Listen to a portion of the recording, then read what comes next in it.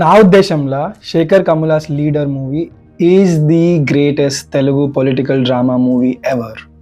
మీరు ఒకవేళ ఈ సినిమా చూసి ఉండకపోతే ఈ వీడియోలో స్పాయిలర్స్ ఉంటే జాగ్రత్త. ఈ మూవీ ప్రకారం రియల్ లైఫ్లో లాగానే మీరు ఒకవేళ మంచోళ్ళు అయ్యి ఉండి రాజకీయాల్లోకి వచ్చి ప్రజలకు సేవ చేయాలనుకున్నా కూడా మీరు అధికారంలోకి వచ్చి గెలవాలి రాజకీయాలలో అంటే ప్రస్తుతం ఉన్న రాజకీయాలలో మీరు అడ్డమైన దొడ్డిదారులని దొప్పుకుంటూ వెళ్ళి ప్రజలకు లంచాలు ఇచ్చి బీర్లు బిర్యానీలు ఇంకా చీరలు అన్నీ లంచాలు ఇస్తారు కదా, అట్లా ఇచ్చి ఆల్రెడీ కోట్లు నుండి పైసలు ఉండి బలిసి కొట్టుకుంటున్న ఎమ్మెల్యేలకి ఇంకా కోట్లు ఇచ్చి వాళ్ళని కొనేయడము, పెద్ద పెద్ద ఉద్యోగ భద్రతల దగ్గర పైసలు తీసుకొని గెలిచిన తర్వాత వాళ్ళకి ఫేవర్ చేయడం, ఇట్లాంటి చెత్త పనులన్నీ చేస్తే తప్ప మీరు రాజకీయాలలో అధికారంలోకి రారనమాట.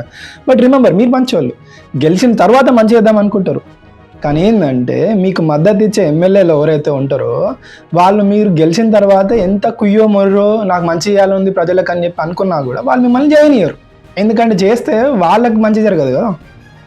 ఊపర్సే ఈ మూవీలో మోస్ట్ ఇంపాక్ట్ఫుల్ సీన్ ఏంటిదంటే, ఒక ఎమ్మెల్యే కొడుకు ఒక అమ్మాయిని దారుణంగా రేప్ చేసి చంపేస్తాడు.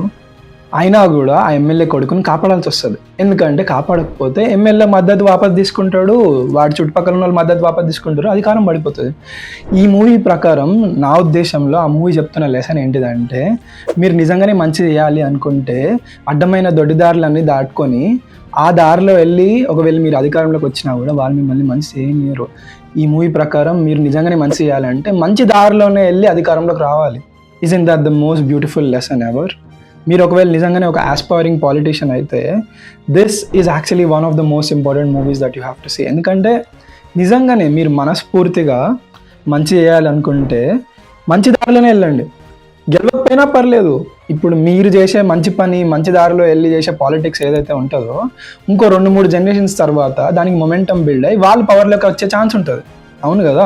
ఇప్పుడు మనకి స్వాతంత్ర పోరాటం అనేది ఒకటే జనరేషన్లో రాలేదు, మనం ఒక 10 జనరేషన్లు కొన్ని 100 ఏళ్ళు కష్టపడితే వచ్చింది. అట్లా అని చెప్పి ఫస్ట్ జనరేషన్ వాళ్ళు కష్టపడి ఉండకపోతే మనకి లాస్ట్కి స్వాతంత్రం వచ్చేది కాదు కదా. అట్లనే మీరు మనస్ఫూర్తిగా మంచి పాలిటిక్స్ మాత్రమే చేయండి. It's not about us winning anyway. It's about the good people winning the right way. Jai Hind.